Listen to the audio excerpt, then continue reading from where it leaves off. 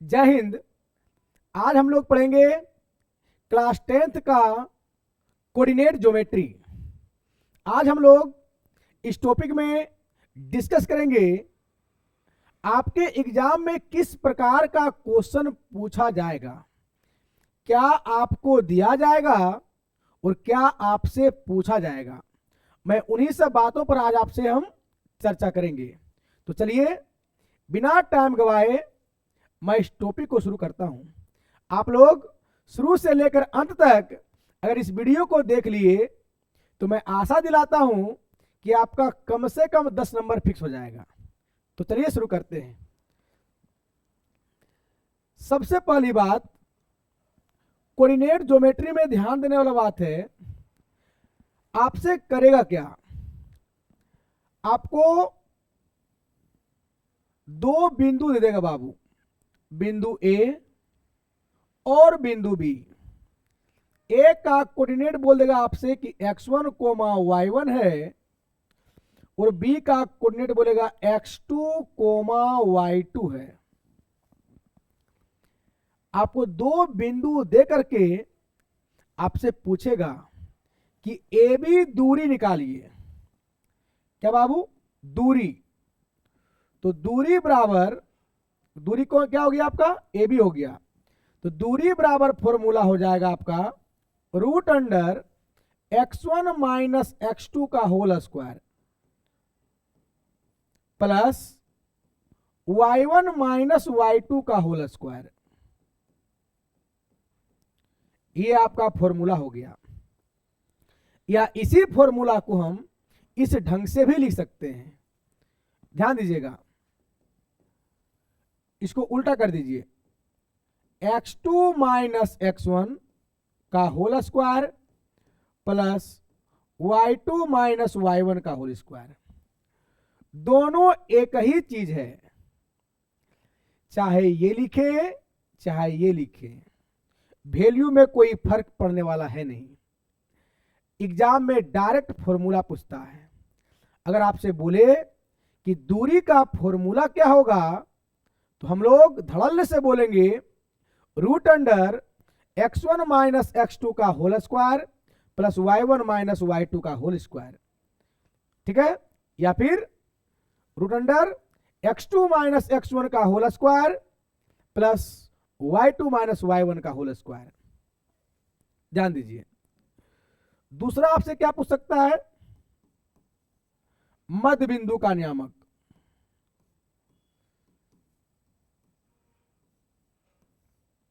ध्यान दीजिएगा, आपसे करेगा क्या?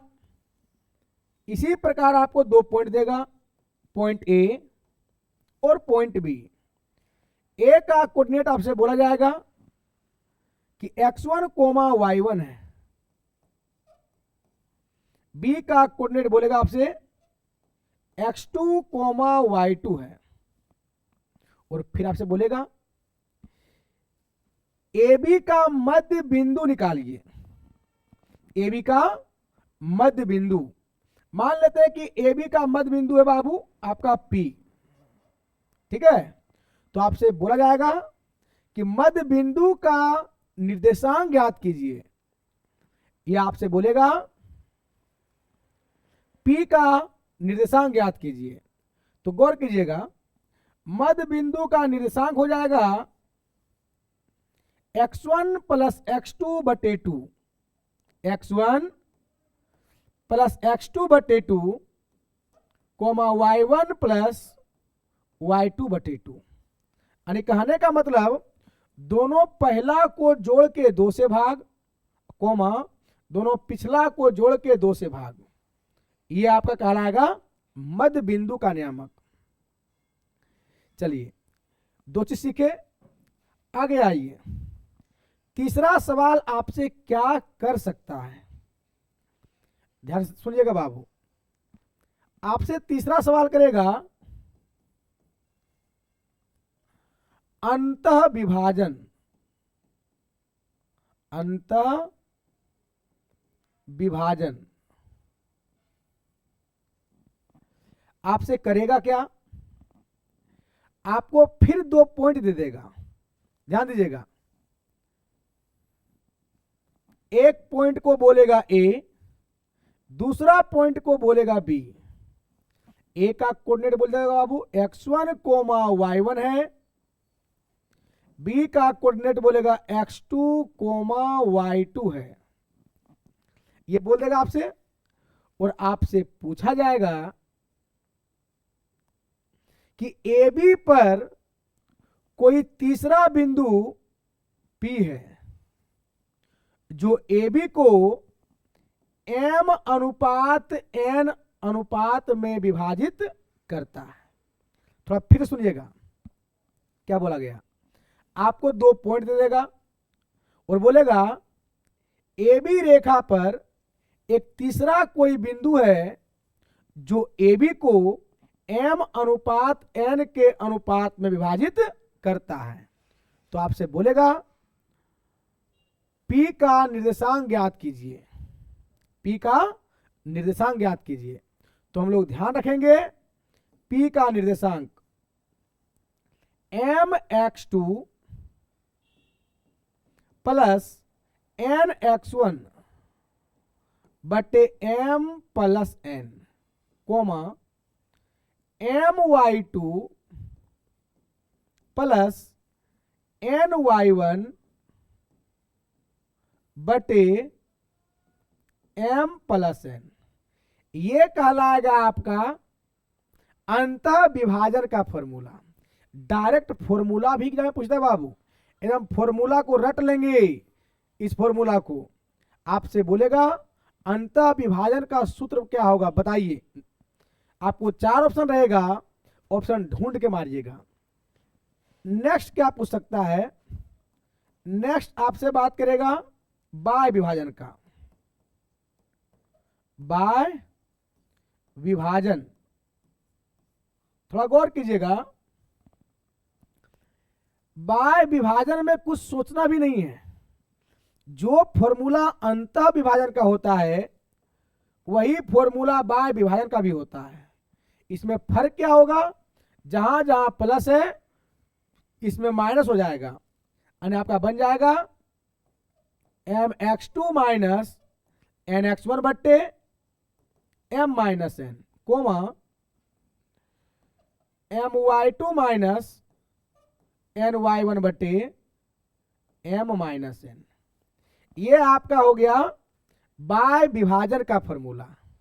ठीक है, बस इतना ही अंतर हम लोग याद रखेंगे कि अंतः विभाजन में बीच में प्लस का साइन होता है और बाय विभाजन में बीच में माइनस का साइन होता है। चलिए नेक्स्ट सवाल आपसे क्या कर सकता है, थोड़ा गौर कीजिए। नेक्स्ट सवाल आपसे करेगा त्रिभुज के बारे में।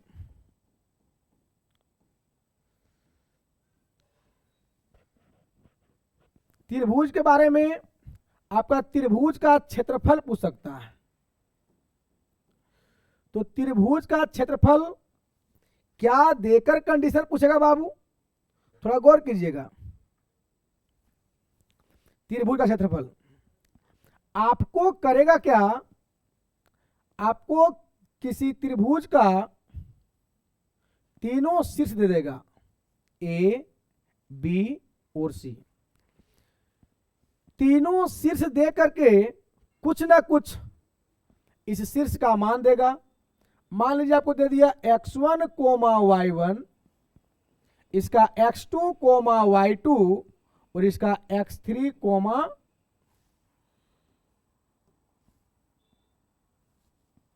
बाबू ध्यान समझिएगा x3 कोमा y3। त्रिभुज के 3 शीर्ष को देकर के आपसे पूछेगा कि इस त्रिभुज का क्षेत्रफल निकालिए, इस त्रिभुज का क्षेत्रफल निकालिए।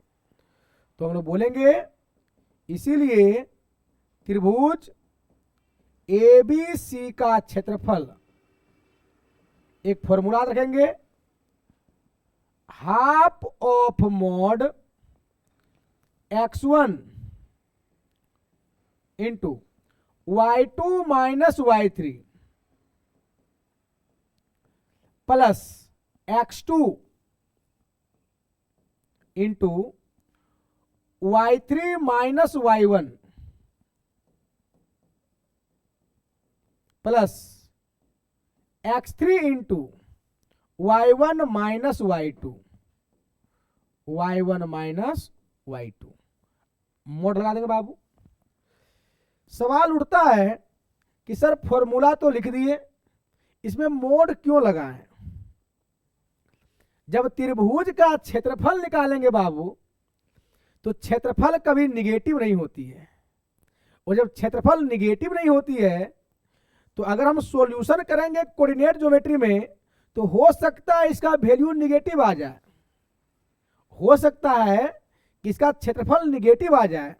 तो निगेटिव को पॉजिटिव कैसे बनाएंगे? तो उसको पॉजिटिव बनाने का मात्र एक तरीका है कि इसमें मोड लगा देंगे, ठीक है। अब मोड के अंदर निगेटिव का भी टर्म होगा, अगर मोड तोड़ेंगे तो वह पॉजिटिव बन जाएगा, ठीक है। आगे आइए नेक्स्ट समझते हैं। कभी कभी क्या करेगा, आपसे बोलेगा कि सिद्ध कीजिए कि बिंदुएं संरेखी हैं। आपसे बोलेगा बाबू, क्या बोलेगा? बिंदुएं संरेखी, यानी संरेखी प्रूफ करने बोलेगा, संरेखी। तो बात समझिएगा, संरेखी प्रूफ कैसे करेंगे? तो संरेखी प्रूफ करने का कंडीशन है, मान लीजिए आपको 3 पॉइंट दे देगा, एक पॉइंट ए बोलेगा, एक पॉइंट बी बोलेगा और एक पॉइंट सी बोलेगा। ए का कोऑर्डिनेट मान लीजिए दे दिया आपको x1 कोमा y1, बी का कोऑर्डिनेट दे दिया आपको x3,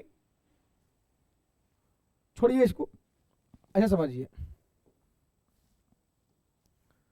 थोड़ा बात समझिएगा। आइए इसको आसान भाषा में समझते हैं। आपको 3 पॉइंट दे देगा बाबू,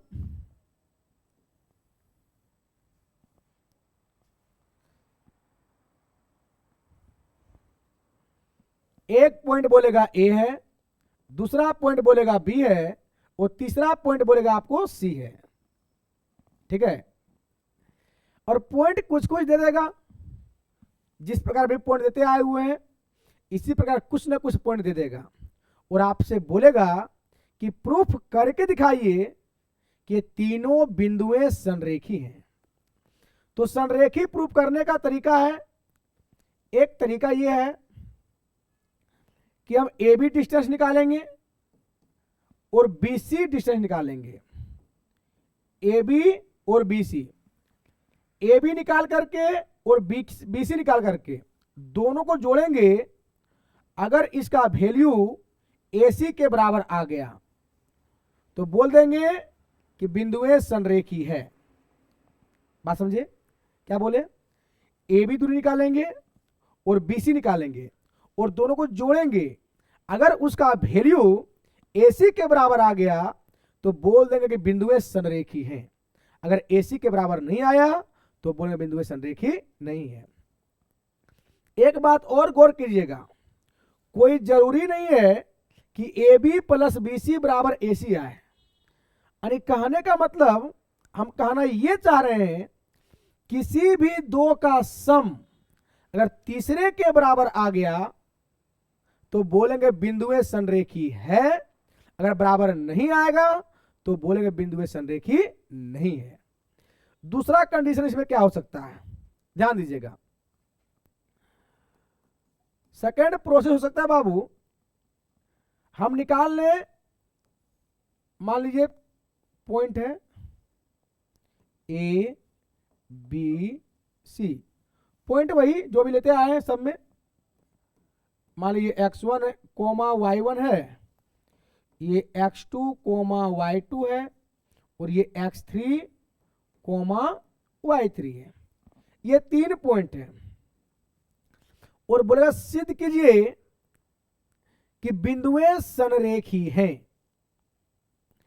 तो एक प्रोसेस तो ये सीख लिए कि ए बी बी सी और ए सी निकालेंगे।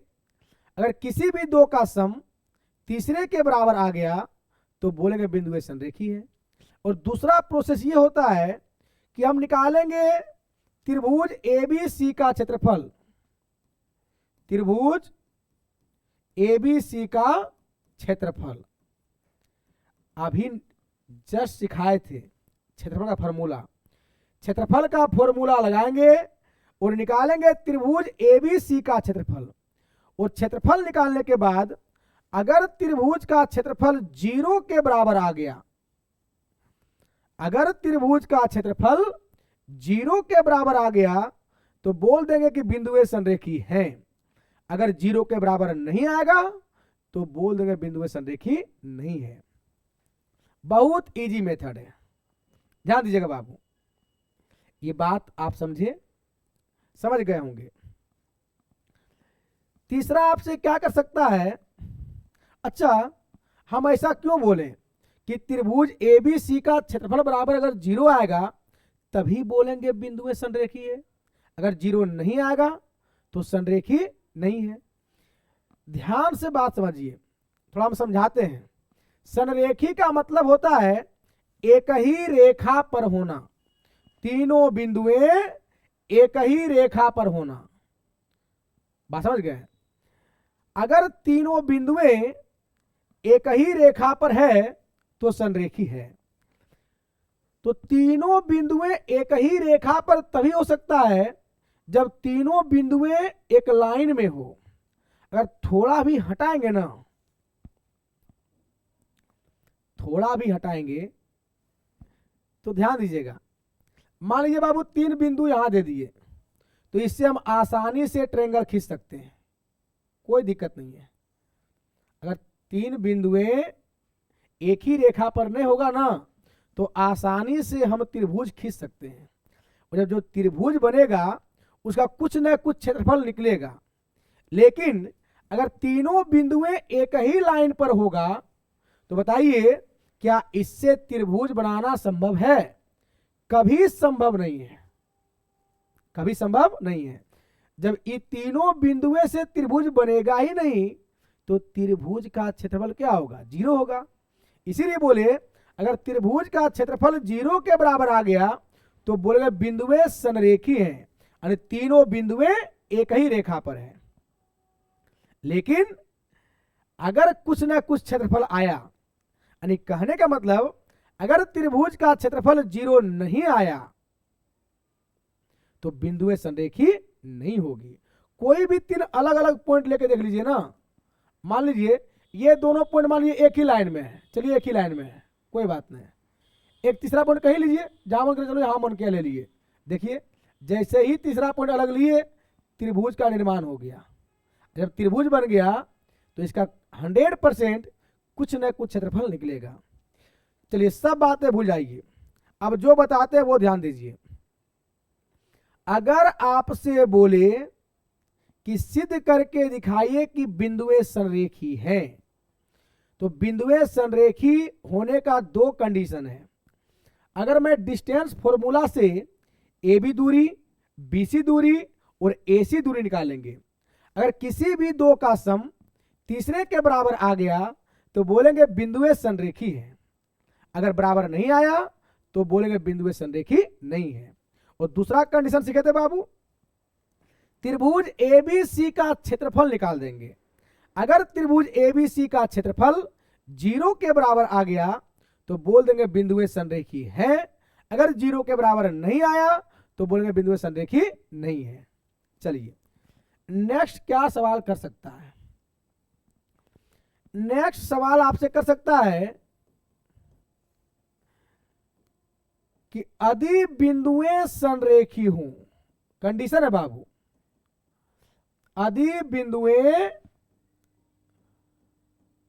संरेखी हो तो हम लोग क्या सीखे हैं? त्रिभुज ए बी सी का क्षेत्रफल बराबर क्या हो जाएगा?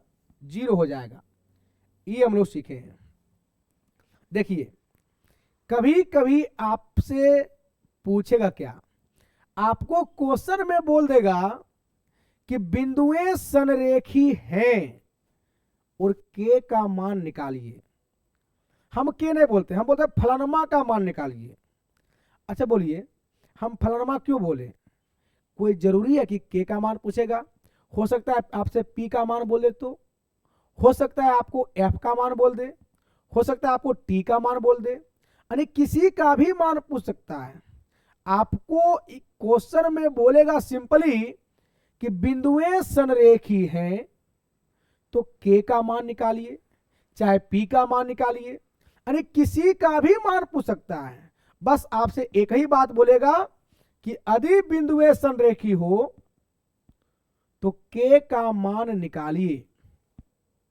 तो हमको सोचना क्या है, बात समझिएगा। अगर ऐसा क्वेश्चन बोल दे कि बिंदुएं संरेखी हो तो के का मान निकालिए, तो उस कंडीशन में त्रिभुज एबीसी का क्षेत्रफल बराबर 0 लेके चलेंगे।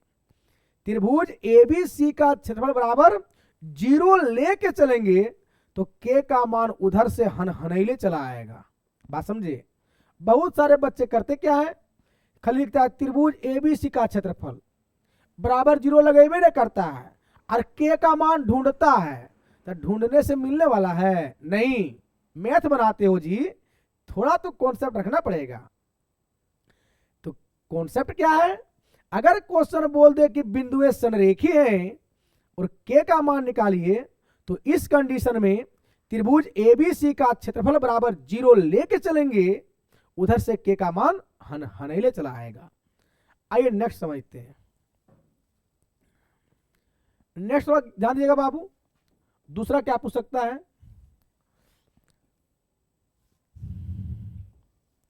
दूसरा सवाल आपसे करेगा केंद्रक, या इसको बोलते हैं गुरुत्व केंद्र।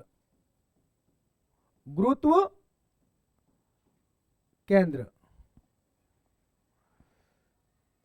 का निर्देशांक आपसे पूछेगा, या गुरुत्व केंद्र को ही हम लोग बोलते हैं केंद्रक। केंद्रक का निर्देशांक आपसे पूछ सकता है। थोड़ा ध्यान दीजिएगा, आपको करेगा क्या, आपको किसी त्रिभुज का तीनों शीर्ष दे देगा, ये आपको दिया रहेगा। ए का कोऑर्डिनेट बोलेगा x1, y1 है, बी का कोऑर्डिनेट x2, y2 है, और सी का कोऑर्डिनेट x3, y3 है। और आपसे बोलेगा इस त्रिभुज का गुरुत्व केंद्र का नियम बताइए। इसका निर्देशांक पूछेगा जी का, गुरुत्व केंद्र को जी बोलते हैं। तो कैसे निकालेंगे बाबू, ध्यान दीजिएगा। तो गुरुत्व केंद्र का नियामक का फॉर्मूला होता है, क्या होता है? शुरू वाले को जोड़ के 3 से भाग और अंत वाले को जोड़ के 3 से भाग। शुरू में क्या बाबू?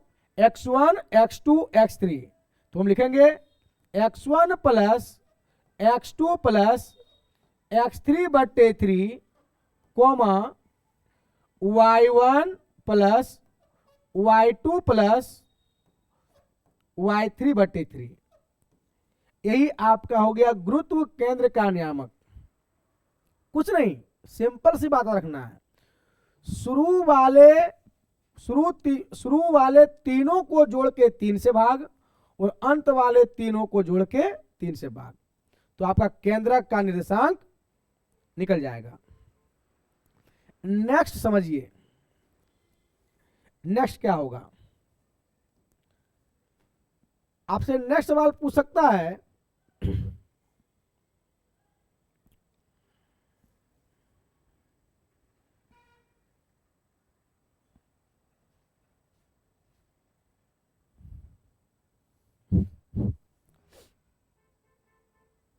ध्यान दीजिएगा।